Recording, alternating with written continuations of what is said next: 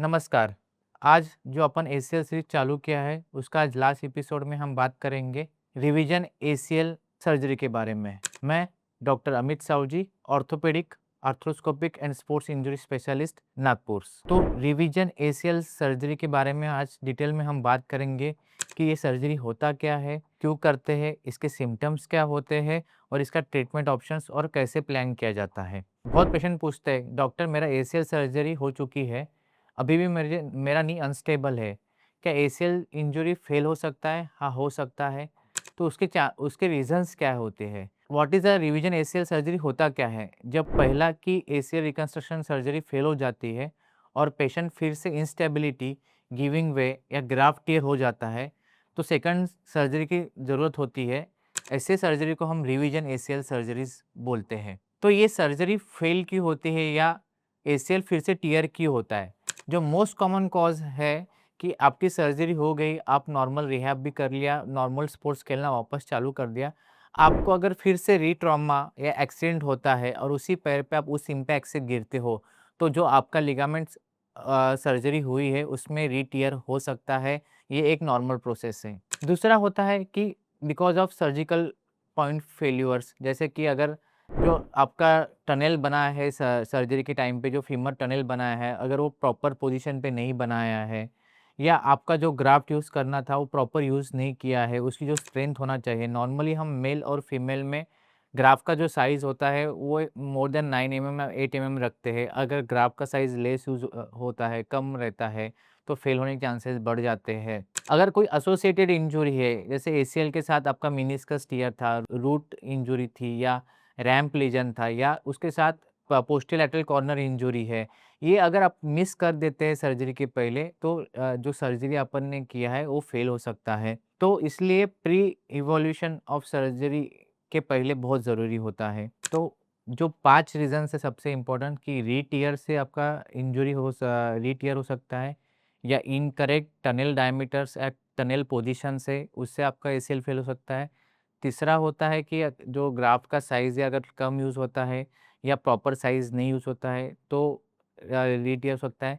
चौथा होता है बायोलॉजिकल फेल्योर, अगर वो टनल में हील आपका लिगामेंट हील नहीं हुआ है तो फेल हो सकता है या मिस करते हैं। पाँचवाँ रीज़न होता है कि एसोसिएटेड इंजरी अपन मिस करते हैं, जैसे मेनिस्कस और रूट टियर और रैम्प लीजन मिस करते हैं। और लास्ट वाला रीज़न होता है कि पुअर रिहैब, अगर सर्जरी के बाद अपन ने प्रॉपर रिहैब नहीं किया है तो सर्जरी फेल हो सकती है। और छठवां रीज़न रहता है कि अर्ली बैक टू स्पोर्ट्स या विदाउट रिकमेंडेड आप स्पोर्ट्स में वापस जाते हो तो सर्जरी भी फेल हो सकती है। तो ये सर्जरी के तो ये फेल होने के बाद सिम्पटम्स क्या आते हैं पेशेंट्स को? पेशेंट को गिविंग वे के सिम्पटम्स आते हैं जो पहले एसीएल सर्जरी के पहले भी आते थे। उनके घुटने में रिपीटेडली सूजन आना या पेन होना होता है। चलने में ऐसा लगता है कि गिर जाएँगे और नी लूज़ लगता है। तो ये एक इस री-टियर के सिम्पटम्स होते हैं। तो हम उसको मैनेज कैसे करते हैं? हम कैसे उसको आइडेंटिफ़ाई करते हैं कि एसीएल री-टियर हुआ है? उसके लिए पहले तो क्लिनिकल एग्ज़ामिनेशन होता है जिसमें हम आपके कुछ इन्वेस्टिगेशन कुछ एग्ज़ामिनेशन करते हैं, जिसमें हमको पता चलता है कि घुटने में लैक्सिटी है कि नहीं है या एसोसिएट कोई इंजरी है क्या? जैसे कि वो डायल टेस्ट करके हम पीएलसी इंजरी को देख सकते हैं या मेनिस्कस इंजरी है क्या वहाँ पे। सेकंड होता है आपको मैंडेटरी एमआरआई करना पड़ता है जिसमें अपने को पता चलता है कि लिगामेंट पूरा टूटा है, उसके साथ कोई एसोसिएटेड इंजरी है कि नहीं। सीटी स्कैन बहुत ज़्यादा मैंडेटरी है। Each and every revision surgery के पहले सीटी स्कैन करना बहुत ज़रूरी है कि सीटी स्कैन में पता चलता है कि टनेल का पोजीशन पहले सर्जरी का कहाँ था और टनेल का डायलेटेशन, जो टनेल की ग्रोथ है वो कितनी बड़ी है, वो बहुत बड़ा फैक्टर है जिसके बाद आप उसके बाद अपन प्लानिंग कर सकते हैं। और चौथा होता है एक स्कैनोग्राम जो हम स्टैंडिंग एक्स-रे करवाते हैं जिसमें हम देखते हैं कि जो सर्जरी है बिकॉज़ ऑफ बोन अलाइनमेंट से फेल हुआ है या जो आपका स्लोप होता है टिबिया का वो प्रॉपर नहीं इसलिए सर्जरी फेल हुई है। तो ये चारों चीज़ें बहुत मैंडेटरी है जब आप कोई भी रिवीजन एसीएल सर्जरी के लिए जाते हैं। एक होता है क्लिनिकल एग्ज़ामिनेशन, दूसरा होता है एमआरआई, तीसरा होता है सीटी स्कैन एंड चौथा होता है स्कैनोग्राम और स्टैंडिंग एक्स-रे। तो अब इसको मैनेज कैसे करते हैं? Normally revision ACL surgery 2 stage में या 1 स्टेज में मैनेज कर सकते हैं। नॉर्मली जब जो पेशेंट्स में अगर टनल का पोजीशन रॉन्ग है या tunnel dilatation more than 30 MM है, तो इस पेशेंट में हम मोस्टली 2 स्टेज सर्जरी करते हैं, जिनमें फर्स्ट स्टेज में हम उनके अंदर जो पहले सर्जरी में हम पूरा ग्राफ्ट निकाल के पूरे इम्प्लांट निकाल देते हैं, जो टनल है उसमें हम बोन ग्राफ्ट करके टनल को फिल करते हैं और उसके बाद 3 मंथ या 6 मंथ के बाद रिवीजन एसीएल सर्जरी करते हैं ऐसे पेशेंट्स में।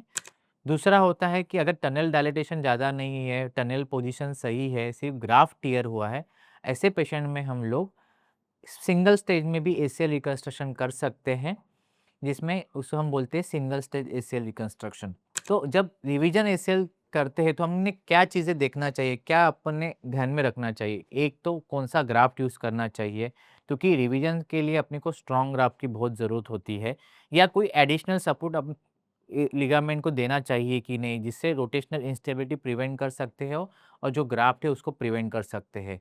तो रिवीजन एसीएल के लिए जो ग्राफ्ट मेनली यूज़ करते हैं हम लोग, उसमें होता है एक एक तो योर क्वाड्रिसेप्स ग्राफ्ट या होता है पटेला टेंडन बोन ग्राफ्ट।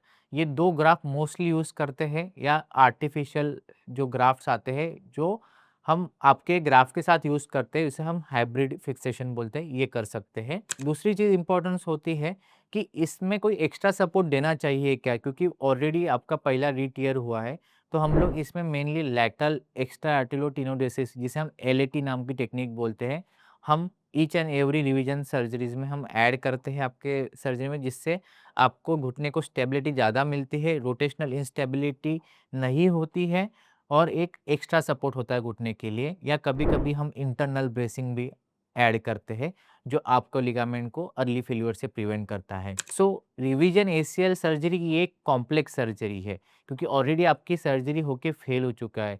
तो इस सर्जरी को मैनेज करने के लिए आपको एक मल्टी अप्रोच चाहिए, जिसमें आपने प्रॉपर एग्ज़ामिनेशन, प्रॉपर प्लान करना चाहिए, उस हिसाब से अपन उसका आउटकम मिलता है। बहुत बार ऐसा होता है कि स्कैनोग्राम जो हम एक एक्स-रे करवाते हैं, उसमें पता चलता है कि आपका जो अलाइनमेंट है घुटने का, वो प्रॉपर नहीं, जिसके कारण आपका एसीएल सर्जरी फेल हुआ है। तो रिवीजन के साथ हम आपका अलाइनमेंट चेंज सर्जरी भी साथ में करते हैं, जिससे कारण जो रिवीजन की हुई सर्जरी वो फेल ना हो। सो प्रॉपर प्लानिंग से आप री-टियर को भी ठीक कर सकते हो और वापस आपके स्पोर्ट्स में वापस जा सकते हो। अगर ये वीडियो आपको पसंद आया है, तो प्लीज़ वीडियो को लाइक करें, शेयर करें और चैनल को सब्सक्राइब करें। Thank you.